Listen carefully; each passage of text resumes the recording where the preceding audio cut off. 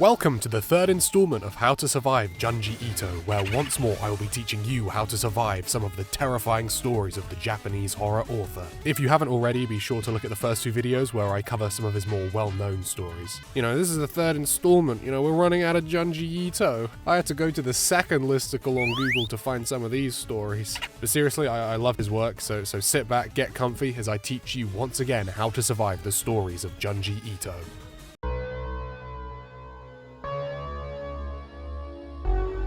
Glyceride tells the story of a young girl who lives with her brother above their dad's restaurant. The restaurant, like every great British takeaway, serves delicious food but is incredibly unhygienic. Who wants a fucking burger? As a result, the grease-ridden air seeps up into their house, coating the walls in a thin layer of sticky grease. For some unknown fucking reason, the girl gives us running stats on the air saturation levels. Like, I get it, the house stinks, I don't need to know to the exact decimal point. Her brother hits puberty and begins to develop disgusting nodes on his face, resulting in him getting bullied at school and lashing out against his sister and father. Obviously, his skin situation isn't helped by the greasy hellhole he lives in.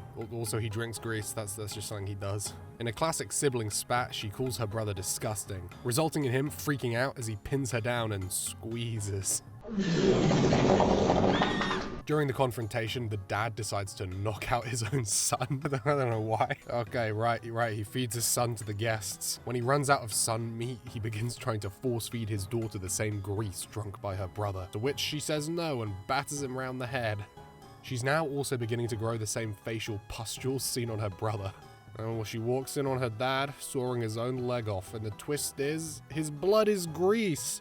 Oh my god. Her father was a bottle of WD-40 the entire time. So I like how the story doesn't really rely on any supernatural or suspenseful writing. Instead, it just preys on the human experience of putting your hands somewhere and it being kind of sticky. Obviously, the cascade of pus isn't terribly appealing either, but so let's talk survival. The only real risk to life here is being cooked by your dad and your blood turning to grease. My blood is already grease, man. I'm on my third Uber Eats of the week. Help me. As for skincare, just throw some moisturizer on there, Quick facial scrub with the bar of soap you also use for your balls. I like girls. Did you know I like girls? Dissection Girl stars a medical student named Kamata who is preparing to do a medical dissection. But when he unzips the body bag, he's shocked to see how young the cadaver is. As he inspects her body, he realizes she's alive. The girl begs to be dissected, but before she can be caught, she runs away and escapes the hospital. Great ass. Later, Kamata recognizes her as a childhood friend named Ruriko, and we see just how far back this girl's obsession with dissection goes. As children, she would make him play doctor on her, and together they would dissect small animals. I like to dissect girls. Eventually, things got a bit too intense for him as she insisted he dissect her. She starts gushing about how great the sensation of being dissected must be. She threatens him with a scalpel, but a surprise bellyache gives little Kamata just enough time to escape. Back in the present, Kamata runs into Ruriko again, and she chases him home, still begging to be dissected. Whoa, okay, that's a gurgling stomach right there. So someone on DeviantArt is very happy. 20 years later, Kamata is a senior doctor, now the one instructing the medical students on how to dissect a body. Once again, an older Ruriko appears on the table. And oh my god, her organs were a frog and a rat. Wait, how did they get to this stage of the dissection? Like, all her skin was removed. Did they remove all her skin before they noticed the frog head, or did they just, rip it all off like a tablecloth? Honestly, Kamata handles the situation like a champ. If I went into my apartment and saw a beautiful babe with a deformed, gurgling stomach, I think I would seize up. So many confusing emotions. Something inside of me. I didn't care anymore. The only real threat is a slightly deranged, skinny woman with a scalpel. So long as you can find a weapon that's larger than a scalpel, the advantage is yours. I mean, with all her modifications, maybe she might be stronger than usual. She's been upgraded like fucking cyberpunk. Dancing, walking, rearranging furniture. Human Chair is Junji Ito's take on classic Edogawa Rampo's short story of the same name.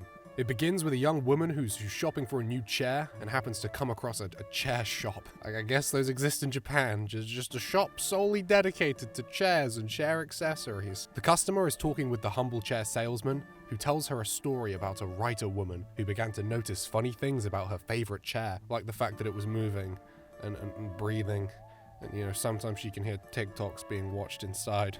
Right, narratively, the story is very confusing. So this is a story being told by the chair salesman about a woman who writes stories, but in the story, the woman hears about the real life human chair story. Like the story beats her own story in a writing competition. But then the story that beat her becomes real when the chair stabs her husband and writes her creepy letters. And then the girl in the chair shop is shown inside an armchair, and it's the woman from the story and the creepy chair inhabitant, both sealed alive inside. Obviously, they're no longer alive, you know, they're mummified. Ooh, scary. The girl runs away, but then two scary Chuckle brothers try to move a chair into her apartment.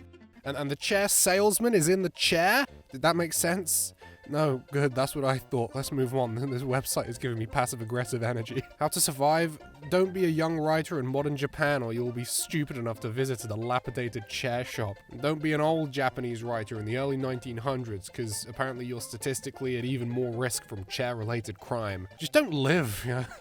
I mean, just don't sit down. Standing desk. And just always live in fear that someone is inside your walls. Sometimes I feel I've got to run away. A young girl named Psycho develops a crush on a boy from her school named Kishimoto. And when discussing her crush with a friend, he jokingly remarks that Kishimoto might be sneaking into her room to insert himself into her dreams. Kishimoto confesses that he has indeed been breaking into her home and watching her sleep, but he gives her a ring, so it's all good. She then has a dream where she gets killed by actual Victorian horror icon Jack the Ripper. Big hand, everyone, it's the horror crossover we all wanted. Her family at dinner then complain about hearing a boy's voice from her room. What makes the story so good is that despite this obvious horror setup of a random guy watching her sleep, it's slowly revealed that her overprotective family have been listening in on her private conversations, and most likely just overheard her friend joking about the dream thing, and just decided to gaslight her into thinking she's being stalked. Like, the family gaslighting is hilarious in how grounded it is at first. Like, when she tries to tell them to stop interfering with her life, they just call her paranoid and act like she's the problem. It's great. The gaslighting's even funnier because her wall is covered in peepholes that her family have made. Like this bit of the story, it's almost elevated to comedy. Like, a family member sticks his finger through it and she just squashes it. And then, like, she pokes a pencil into someone's eye and they're all just there at the breakfast table the next morning acting like nothing happened. Psycho realizes she has to get out of there and decides to run away to her cool Aunt Tame's house. But upon arrival, she sees that her aunt's town has been enveloped in a massive man-made structure, leaving the entire town under a claustrophobic roof and turning regular homes into main thoroughfares. Now everyone is forced to use people's private living rooms as main streets, and anyone who tries to lock their home is punished by the village residents, who, without any personal space at home, have taken to wearing creepy masks as a way to maintain some kind of privacy. She's guided by some random creepy trenchcoat wearing bloke. Man, he's kinda creepy, hopefully he doesn't turn out to be Jack the Ripper. As Psycho navigates the cramped streets, she learns that her mother lives in the worst part of town, inhabited by individuals described as being barely human. Psycho presses on and finally reaches her aunt's house, and she's ass naked. Oof, privacy problems. No, this town got a MILF problem, and I'm moving in, baby. Right, her aunt's walls are covered in holes, similar to those Psycho has in her room, and people are just casually walking through her naked aunt's room, and she starts peeling an apple. What? I'm not allowed to eat it with the skin. I'm not allowed. Realizing her aunt is absolutely mental, she runs away and sees a mutilated corpse and some creepy-looking gooners with 1,000 eyes who've been looking into her aunt's apartment the entire time. As she runs, she meets her guide from earlier who promises to lead her back to the outside world. But as they walk, she notices he has the ring Kishimoto gifted her, and it's revealed he's Jack the Ripper. Saucy Jack is then killed by her aunt, who just walks away silently, back into the depths of the structural nightmare she calls a home. Please, let me go with you. Whoa, asshole. Whoa, asshole. Woman Next Door begins with a young student going to complain to her noisy neighbor who lives above her. When he doesn't seem interested in her complaints, she tries to ask one of the other tenants if they're bothered by the noise as well. But the other tenant's house seems abandoned, and she then catches a glimpse of the mysterious resident. Dressed in all black, they come and go at odd times of day, never saying hello to anyone. The neighbors assume the flat must be occupied by different people, as the figures that come and go all have different heights and body shapes. Eventually, the noise from the annoying neighbor stops, and she finds him sitting outside, traumatized. He seems disturbed by the fact that all the people living in the mysterious apartment never make a sound, but his rambling is interrupted when one of them walks past in silence. That night, she hears a scream from upstairs, and the noisy neighbor soon moves away. The protagonist then decides to move into the now vacant apartment above her, and I'm like, god damn, okay, I get you don't want noise, but like, moving all your shit directly above you, is it really worth the effort? Just get a pair of earplugs, Jesus. During the moving process, she sees the mysterious neighbor struggling to carry groceries. But when she goes to help, it's revealed her arm is just a big metal bar.